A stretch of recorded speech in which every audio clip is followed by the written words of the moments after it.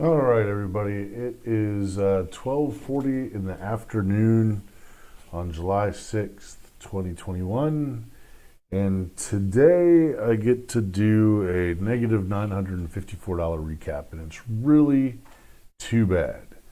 You know, WB, Weibo, man, I tell you. Let's just go over it here. And I'm going to take a look at Weibo first here. So let's see. Okay. Let me take off the fib real quick. So this morning, there are there's one major thing that should have been a major clue to me to not get involved with Weibo today, and that's its pre-market action. Anytime you see a stock in pre-market go as high as $81, and then by the time it opens, it's down $20 from its pre-market high. Something's up. Something's going on, right?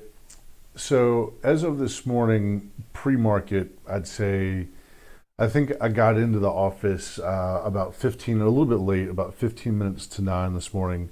By the time I started my pre-market strategy session on YouTube, it was already about 10 minutes after 9 o'clock, something like that. Well, okay, so why am I getting OSAT? Why am I getting headlines for OSAT and not Weibo? If you see up here, that's really annoying.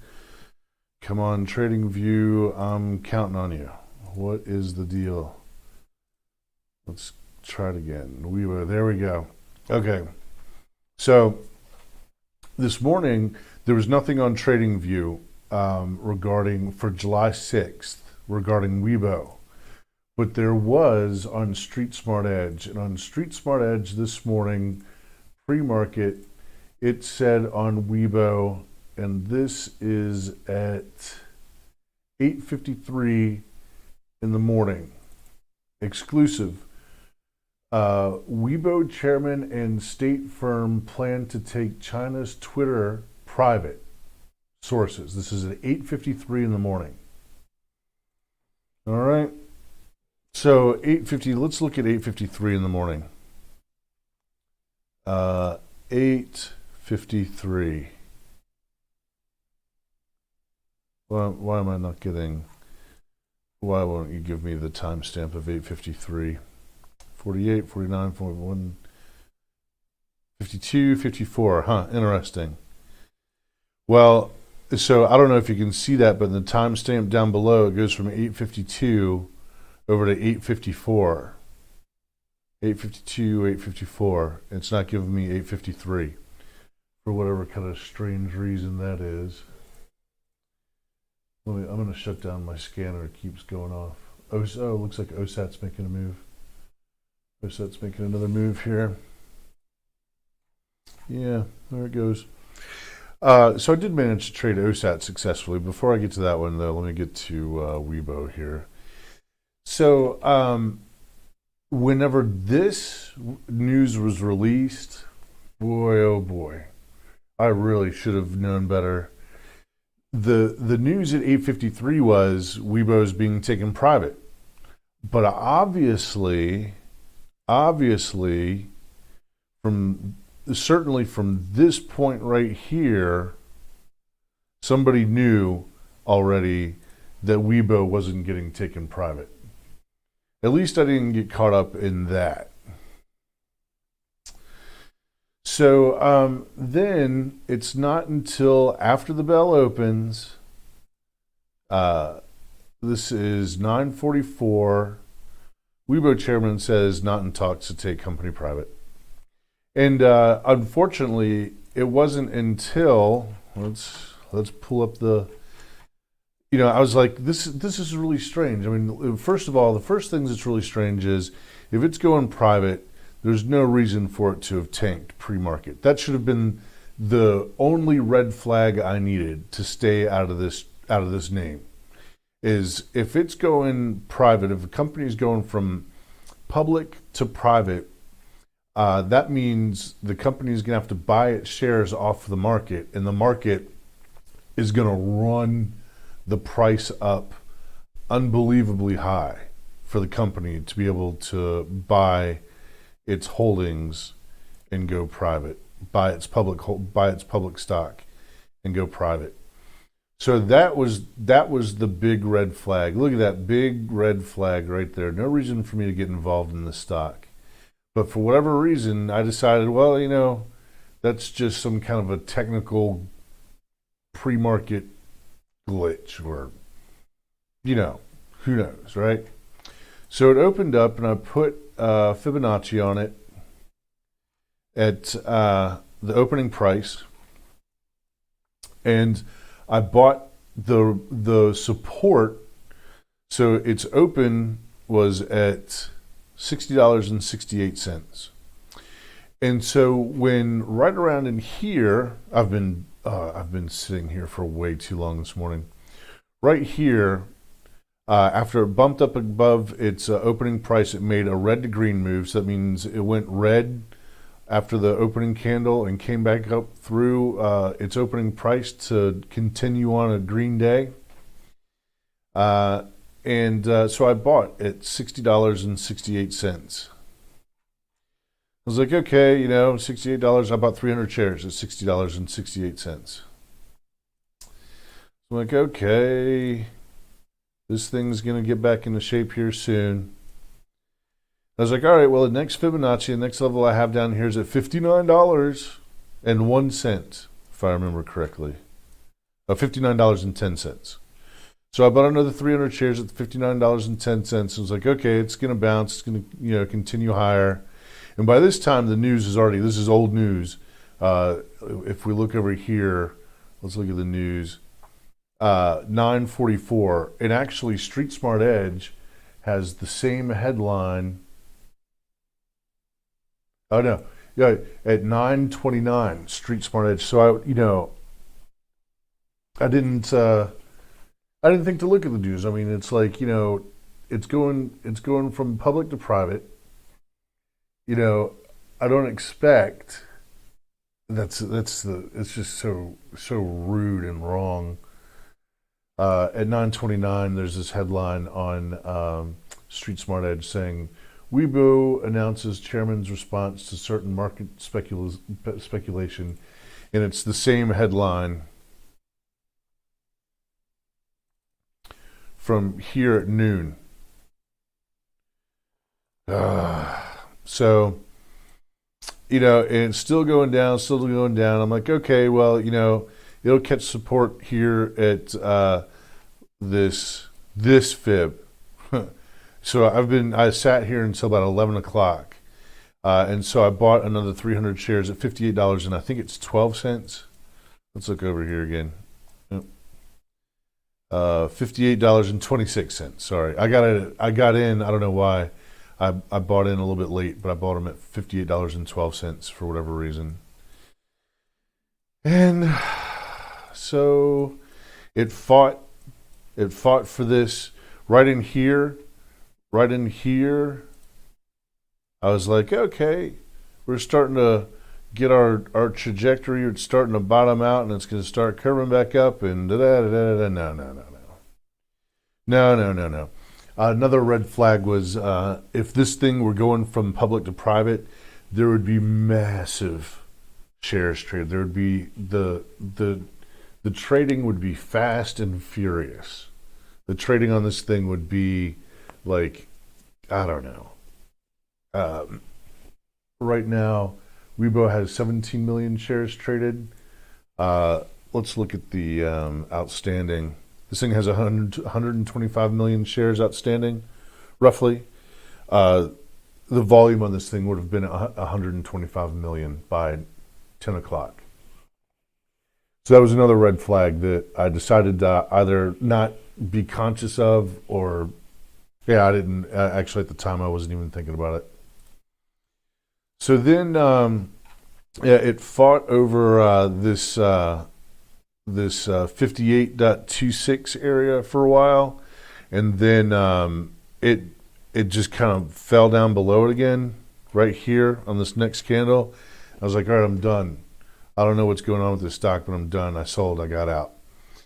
And then I see the headlines. Then I'm like, oh, okay, this is why this stock isn't working, and this is why everybody hates Wall Street. This was a dirty trick. This should not have been a headline in any news outlet on Street Smart Edge or in TradingView, anywhere until it was confirmed. And well, yep, I fell for it. And so all total, and something else too. I don't know why, but my brokerage, for whatever reason, isn't giving me realized gains today. I don't know why. It's blank. And so I had to post my transactions today instead of my realized gains. I don't know if you can see that, but I don't know why that is, but the page is totally blank. My realized gains slash loss is blank. So there were a lot of trades today. It looks like there were a lot of trades today. I included as much as I could with the font size at 12. So, I mean, you're just going to kind of have to take my word for it. But yeah, the loss on Weibo today, let me pull it up. I have it calculated. $1,368 loss on Weibo today. And it's just a damn shame. It's just a damn shame. It was the third trade that I initiated. You can see, well, it does say, I don't know, I don't know what the time frame is on this. I don't know if it's in order chronologically or not. But anyway, yeah, so I'm out of Weibo, and it sucks. So I did manage to make $400 today on OSAT and on BLIN. Did I make money on BLIN? Oh, no, I made a little bit of money on BLIN. I got it in and out of that one really quick. What was the other one?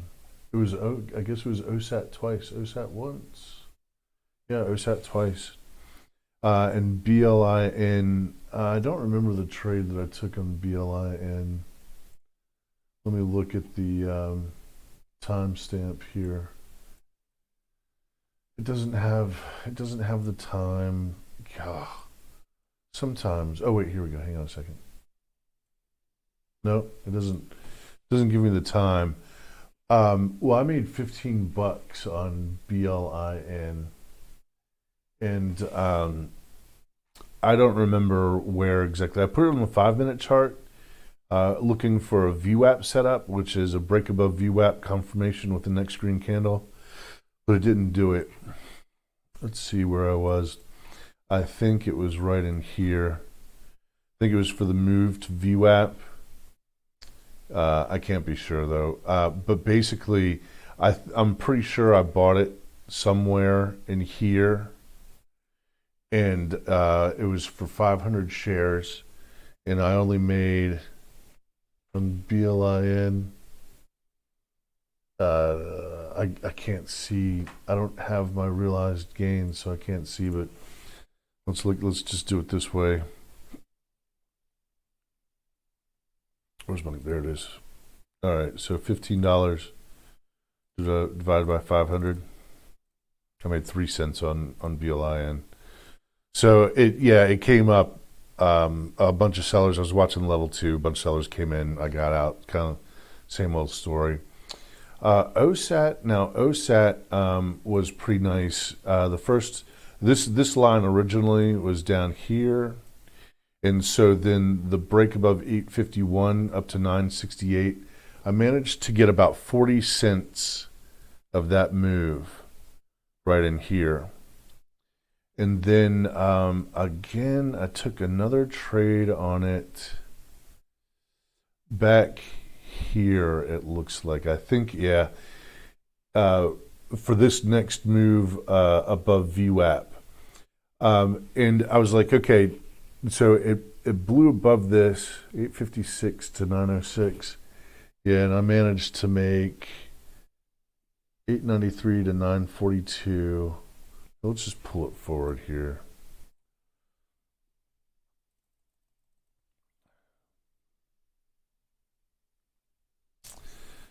So 854, I bought 500 shares at 854 and sold it at 895. And then I bought another at 864 and sold it at 894. 864, yeah. And then 894, yeah. Yeah, that's right, I remember now. And so as soon as it hit $9, it went above $9 just a little bit and then started dipping down. Yeah, I bought it after it crossed back above this this candle right here, this area. And so I used that same trade twice. Now I had it up here for the next break, but I started doing as I was doing this presentation. Of course, it started breaking it, and so I didn't get in on that trade. So two pretty decent trades on OSAT, and three horrible trades on WB on Weibo. And I knew too. I was looking at this pre-market action. I was like, that doesn't make any sense. If yeah, but the news didn't show it. The news didn't give me a heads up. And by the time the news came out, I was ready. It was go time. By the time the news came out that Weibo wasn't going private, it was time to get cranked up for trading. Just really too bad. That's actually a new lesson for me. I've never seen, news like that come out and then the denial of a company going from public to private come out, half an hour later. Just one of those days, Unfortunately, this is a relatively large loss for me, and it's going to take me some time to recover from that. And in addition, I was down on Friday at $261, and so right now I'm down $1,200 in the last 2 days. That's going to take some time to recover. I'm going to have to be really careful. And it's summertime too. Right now, it's today's probably going to be the most active day of the week. So. It's going to take a little bit of time for me to dig myself out of this hole. But it'll happen. I'll do it. I've done it over and over again. So, all right, everybody. At least, and I didn't trade MRIN. I managed to stay away from that one. And actually, apps. If you go back and check today's strategy session, I wish I had kept a closer eye on apps. Let's see if this thing's hard to borrow or not. APPS. Yeah, it's hard to borrow. So it would have been a little bit, I would have had to have paid a fee. But at today's strategy session, this morning's strategy session, I was like, this to me looks just like the opening, it opened higher, but I was like, this looks like a technical bounce to me. This doesn't look like it's going to amount to anything. And you can pretty much short at the 50% mark. So let me take this fib down. Oh, look at all these fibs I have on it. And so I was like, it'll probably, touch the 50% mark, and that'll be a good spot to short it. And I wish I had paid closer attention to it, because if you look at this fib right here, this is the 1 day. Let me go back and put it on the 1 minute so it's a little bit easier to see. You can see here it opened, it touched the 50% fib and just fell away to the next lower fib. You can see here 72.25. Let's go to the high on the day. The high on the day is $72.40. Would have been a good short. OSAT, interesting. I was expecting OSAT to squeeze a lot more because it has such a low float. But, it didn't. I mean, the news is that it has a new CEO. So, all right, everybody, I'm going to end it there. Good luck out there. Keep your risk tight. Click like, share, subscribe, leave a comment, and I will see you at tomorrow morning's strategy session. I am out.